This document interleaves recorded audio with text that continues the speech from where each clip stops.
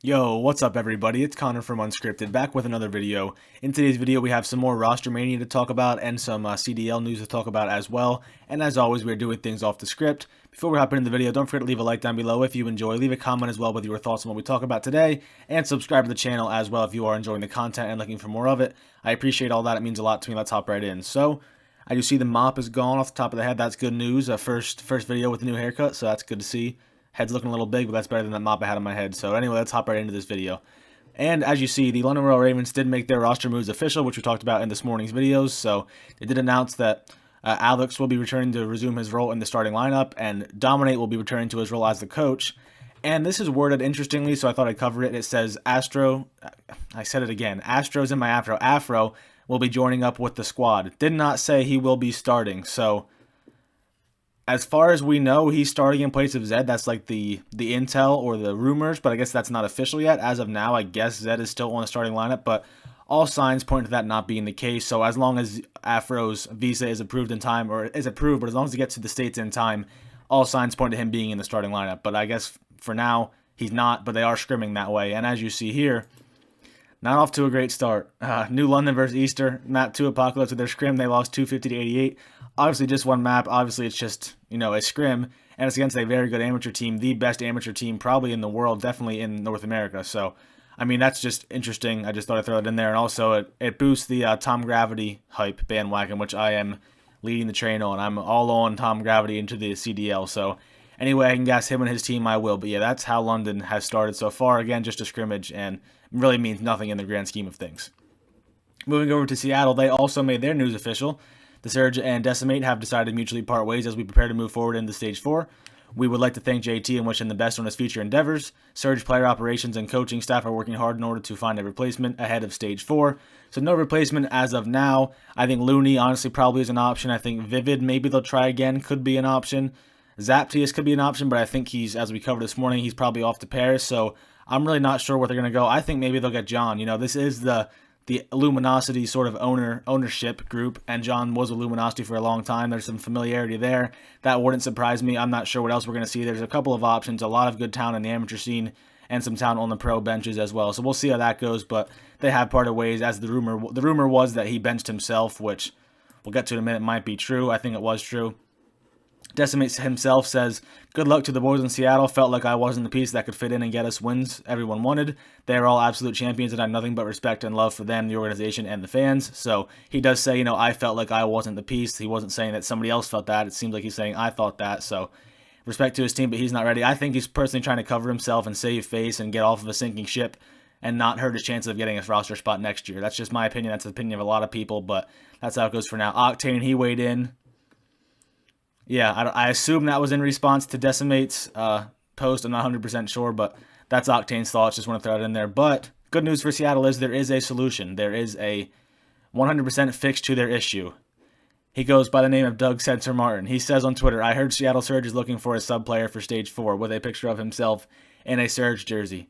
That is the solution they need, like Rab says here. The only choice if they want to win champs." Then he also says later, "It's happening." So obviously, 99% sure this is a troll and he's just farming impressions, which I'm sure it worked. Over 2,000 likes, but that's the joke right now. And there were some more jokes about it going on, but as of now, there's no known answer to what their solution or their replacement for Decimate will be. And when we find that out, I will be sure to, of course, update you and let you know. But that's it for now on the roster side. And now, actually, one more roster thing. Just thought this was interesting. Not really newsworthy or anything, but Rambo in this, I guess it was podcast he was doing, said that ever since their roster change and Fellow is no longer their official sub, he has actually been listed as their sub. So he is their coach, their GM, and their substitute, and that also makes him technically the oldest player in the league. Thought that was funny, that was interesting, and I also just want to throw it in there because talking about Dallas and their roster, there still is some rumors that they will have a roster change coming. Don't know who it will be for. I think pretty much Fellow could go. Illy could probably go. Maybe even Krim, I doubt it. But Shotti's definitely safe. I think Fellow and Illy might be on the chopping block. We'll see what the options are for a replacement. Just want to throw it in there because we now know that Seattle's roster will be different. Paris, we don't know for sure. That's not official, but we're pretty sure that's going to be different with Zaptius coming in. And London, of course, will be different. So that's at least 3 rosters. Oh, Minnesota, that's 4 rosters that will be different. I forgot about Major Maniac. So, and then Dallas would make it 5. That's probably all the roster moves I could see happening, but who knows? Crazier things have happened.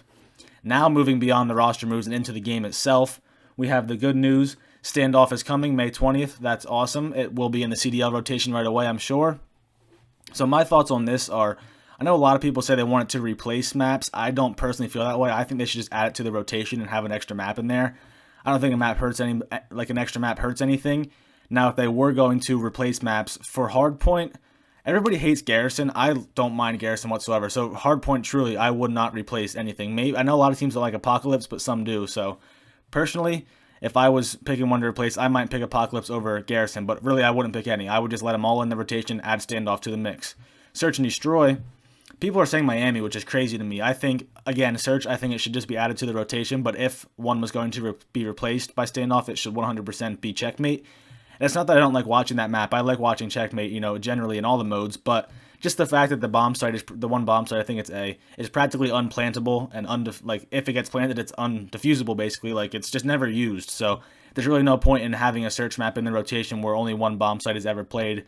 That map has produced some pretty good search and destroy matches, but that does not mean it's a good map, because it's just when you're on, like, the plane is such a big focus. Everybody's in the plane. Nobody plays the other bomb site. It just sort of seems like a waste. So if there was a replacement for Standoff in search, I would pick Checkmate, but I would probably just throw it in the rotation, and we'll see how that goes. And then Control, we don't know how it's going to play on Control, obviously. If it does enter the CDL rotation, same thing. I don't think I would replace any maps, but if I had to pick one, I would probably pick Garrison. I don't mind Checkmate Control. It's gotten much better. But again, all the Control maps are fine. I don't really have a complaint with any of them. So I'm all for just adding Standoff into the mix, not replacing anything. But we'll see how it goes. I'm sure the pros will have a say in that, and we will see where the update goes from there. There's a couple other important news updates from this recent update. So the assault rifles, there's some patch notes, and basically the Krig got a little bit of a buff. So as you see down here, the bullet velocity increased from 625 to 686. Not a big buff, but a small buff. They increased the bullet velocity bullet velocity bonus for the Ranger barrel up a little bit, up 26% from where it was. And then they also reduced the bullet velocity penalty for the other barrel, which I think I don't even know what barrel they use. I'm not going to pretend I do. If they use Ranger, that's obviously a big deal, because that will help them out with their bullet velocity. I don't know what they use, so I won't pretend. There were also some changes to the headshot multipliers up here. They were more standardized, and the Fafar got a slight, I guess technically buff. It got a little bit of a reduction in bullet velocity, but then the damage, it requires fewer hits to kill now if it's a headshot. So that's good news. Maybe Dash will start using that more, but with the fire rate slowed down, maybe not. Attach, some of the sub players weighed in on this. Attach says they're buffing the Krig again. This is about to be the best gun in COD history. Obviously, I don't agree with that, but it's just the SMGs. They have a really good gun too, but the Krig is very good right now, no doubt about that. And then I thought this was interesting because down here, someone says, "Are y'all gonna GA it?" And Attach says, "I wouldn't be opposed." That was interesting to me, more so than just him saying the gun's OP, not being opposed. I don't think it would happen. I would bet a lot of money that Krig would not be GA'd, but it just, I thought it caught my attention. Attach said that he would not be opposed to GAing it and getting it out of there. But again, I don't think it would happen. Envoy weighs in as well. He says another Krig buff with his Stephen A. Smith pictures that says somebody is smoking something. That was really funny. That got a laugh out of me and a lot of people too. But he has been outspoken for a while about how good the ARs are, despite, the SMG there, the 74U was without a doubt the best gun in the game after the M4 was taken out, basically, because, those guns were both overpowered. The M4 got taken out, the 74U got a slight nerf, but nothing crazy. Now I think it's pretty balanced. Honestly, I think they do their job. The 74U is obviously best up close, the Krig is better at range, so that's how it's supposed to be. I think the meta is fine right now. I do not think the Krig needed another buff, but it got one, so we'll see how that goes from there. The SMG players, as usual, not happy about it, but that's the constant battle we see between the ARs and the SMGs, always complaining when the other one gets a little bit better off. And finally, the most exciting, at least in my opinion, the most exciting news from this patch, the sniper rifles. Flinch has been added to the sniper rifles, which is a big deal.